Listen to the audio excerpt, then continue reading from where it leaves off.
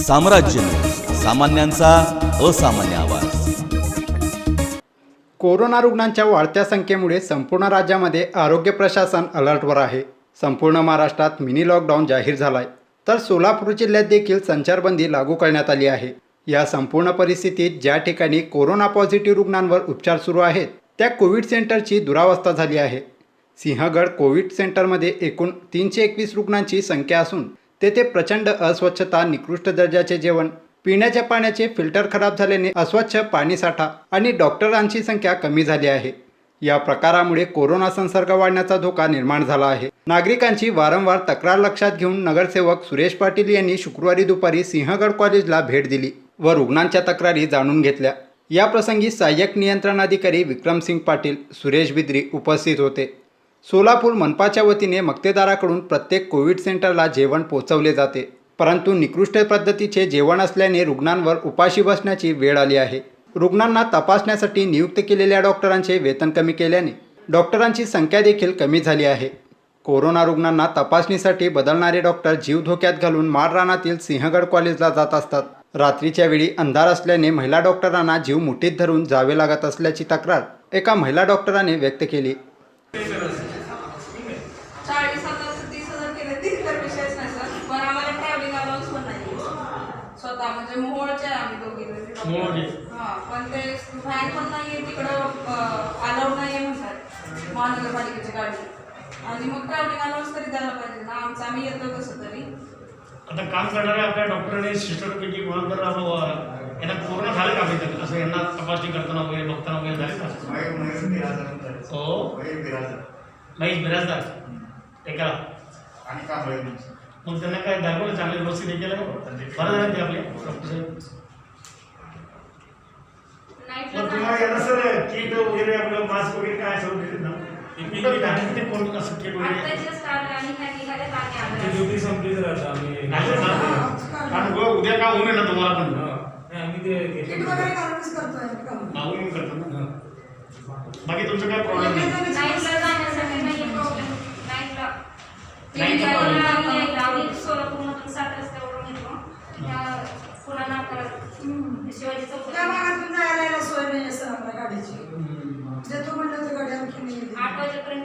येण्या जाण्याचा मार्ग बरोबर नाही, एकच मार्ग का आपल्याला दुसरं मार्ग आहे आपल्याला, दुसरं काही दिलेलं नाही। तो आधीकडे तुम्ही गाडी बोलवलेली ना, तो त्यांनी आपल्याला अलाव केलेला नाही। गेली वर्षभर हे चालू सर लेडीजचं इकडे भरपूर आहेत सर, काय करायचं जेडीचे डॉक्टर 2 असतात, लेडीज आम्ही भरपूर आहे इकडे, येण्या जाण्याची थोडी सोय केली म्हणजे प्रॉब्लेम नाही थोडं बघा की सर दुर्बत्याला सांगा येण्याला सोय करून पाहिजे। कारण संध्याकाळी 8ची ड्युटी संपली sir, over day store course 9-9:30 इथंच वाजता आम्हाला, मग घरी या भागातून 10ला जायचं म्हणलं की थोडा अवघड पडतं। जेवण वगैरे घरात डबा आणतो का इथलं? नाही, कोरोनासारख्या महामारीत डॉक्टरांच्या वेतनातून कपात झाल्याने अनेक डॉक्टर सुट्टीवर गेले आहेत। या सर्व प्रकारामुळे या कोविड सेंटरची परिस्थिती अतिशय विदारक झाली आहे। तशी व्यथा येथील कोरोना रुग्णांच्या नातेवाईकांनी मांडली आहे। या प्रसंगी कोविड सेंटर खाते प्रमुख एजाज मुजावर, डॉक्टर तानवडे, डॉक्टर करपे आदींची उपस्थिती होती।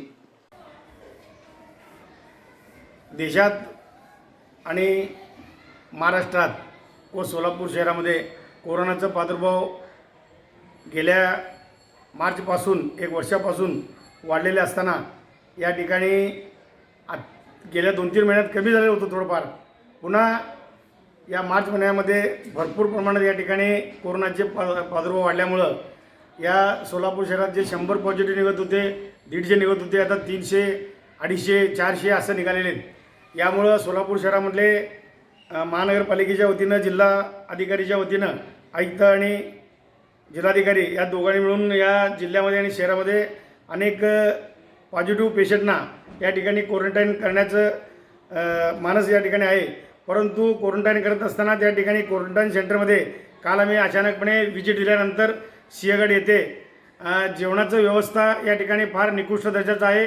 गेल्या अनेक महिन्यापासून अनेक पॉझिटिव्ह आणि निगेटिव्ह पेशंट ज्या ठिकाणी आयसोलेशन क्वारंटाईन केलेले आहेत, त्या ठिकाणी अनेक लोकांना व्यवस्था बरोबर नाही आहे, तिथं प्यायला पाणी नाही आहे, अंघोळीला पाणी नाही आहे आणि जेवणाचं चपाती वगैरे जे काय दिलं जातं ते कच्चा पक्का आहे आणि भात मात्र रेशनचे तांदूळ असून त्या ठिकाणी गरम न करता एकदम कच्चा पक्का आणि कडकप्रमाणे या ठिकाणी करण्यात आलेलं आहे. भाजी बी व्यवस्थित नाही. त्यामुळं अनेक लोकांनी, नगरसेवकांनी, लोकप्रतिनिधींनी तक्रार केल्यानंतरही महानगरपालिकेचे आयुक्त आणि जिल्हाधिकारी याकडे दुर्लक्ष केलेले आहेत.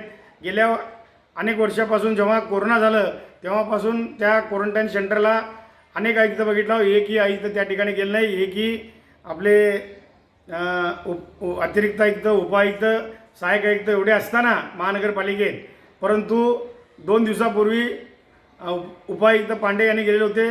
4 का 6 तारखेला आयुक्त गेलेले होते. परंतु गेल्या वर्षभरापासून जे आयुक्त, जे अतिरिक्त आयुक्त, जे उपायुक्त, जे सहाय्यक आयुक्त आहेत, जे प्रमुख आहेत, त्यांनी त्या ठिकाणी व्हिजिट दिले नाही. घाबरून व्हिजिट दिले नाही. तिथलं जेवणाचं व्यवस्था ज्यांनी कुणी बघणार आहे तो त्या ठिकाणी लक्ष देत नाही. त्यामुळं निकृष्ट दर्जाचं जेवण या ठिकाणी देत आहेत.